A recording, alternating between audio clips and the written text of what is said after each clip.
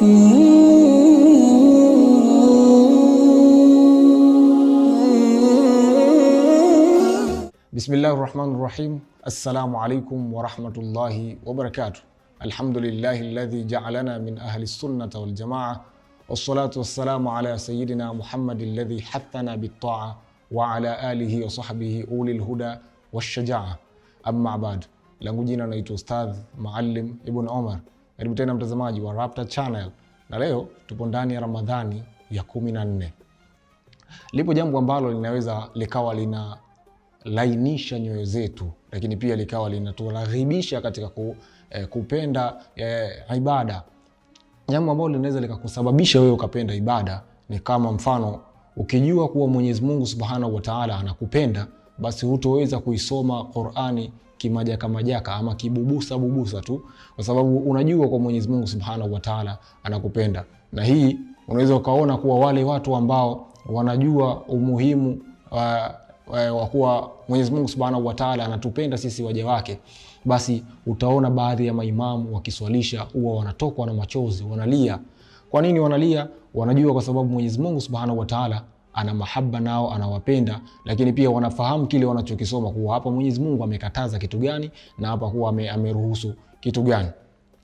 Lakini katika mafundisho ya Bwana Mtume Muhammad sallallahu alaihi wasallam, mmoja ya mafundisho yake anatuambia kuwa Mwenyezi Mungu Subhanahu wa Ta'ala anawapenda waja wake zaidi ya mama anavyompenda mtoto wake mdogo. Moja ya kisa alichokieleza Bwana Mtume Muhammad sallallahu alaihi wasallam kuwa ilitokea moja ya vita, pakawa na mama ambaye alipoteza mtoto wake katika vita ile kutokana na purukushani na harakati za hivi na vile.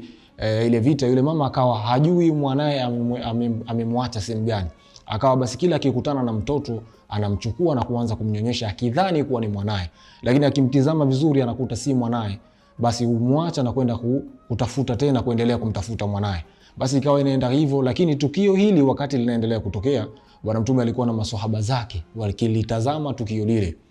Kisha Bwana Mtume akamwambia maswahaba zake, atarauna hadhihi almar'at, je, mnamuona huyu mwanamke? Maswahaba sasa wakapay attention kuweza kumtazama yule mwanamke. Mara kidogo yule mwanamke ama yule mama akawa amemuona mwanae pembezoni kabisa na karibu alipokuwa amekaa Bwana Mtume Muhammad sallallahu alaihi wasallam. Kisha kwa ile furaha, upendo wa hali ya juu, akawa amemchukua mwanae, amemkumbatia na kuanza kumnyonyesha.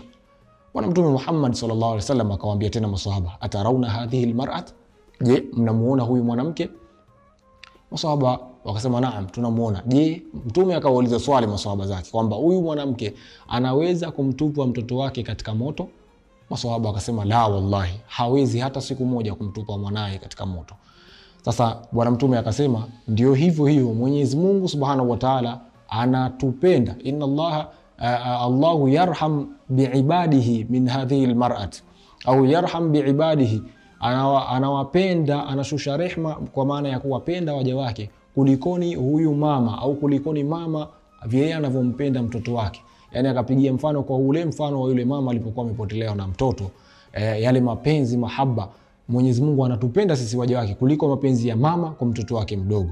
Kwa hivyo tutambue, tunapofanya ibada, tunafanya ibada za mpenzi wetu Mwenyezi Mungu Subhanahu wa Ta'ala. Tunaposoma Qur'ani, tujue tunasoma maneno ya Mwenyezi Mungu ambaye ni mpenzi wetu, anatupenda. Kwa hivyo jambo lolote utakaolifanya, lifanye huku ukiwa unajua kuwa Mwenyezi Mungu Subhanahu wa Ta'ala anatupenda. Mwenyezi Mungu Subhanahu wa Ta'ala ndio mpenzi wetu. Tunafanya ibada ya mtu ambaye anatupenda. Kwa hivyo tukifanya jambo lolote la kusoma Qur'ani, aidha unafanya ibada, basi fanya hali ya kuwa unajua kuwa Mwenyezi Mungu Subhanahu wa Ta'ala anatupenda. Kisha kwa mafundisho mazuri haya, tumwombe Mwenyezi Mungu Subhanahu wa Ta'ala atujalie tu ni miongoni mwa waja wake wenye kufanya ibada kwa mapenzi makubwa, hali ya kuwa tukijua kuwa Mwenyezi Mungu Subhanahu wa Ta'ala anatupenda na ana mapenzi na sisi. Usisahau kusubscribe, kucomment, lakini pia na kushare. Wabillahi tawfiq. Wassalamu alaikum wa rahmatullahi wa barakatuh.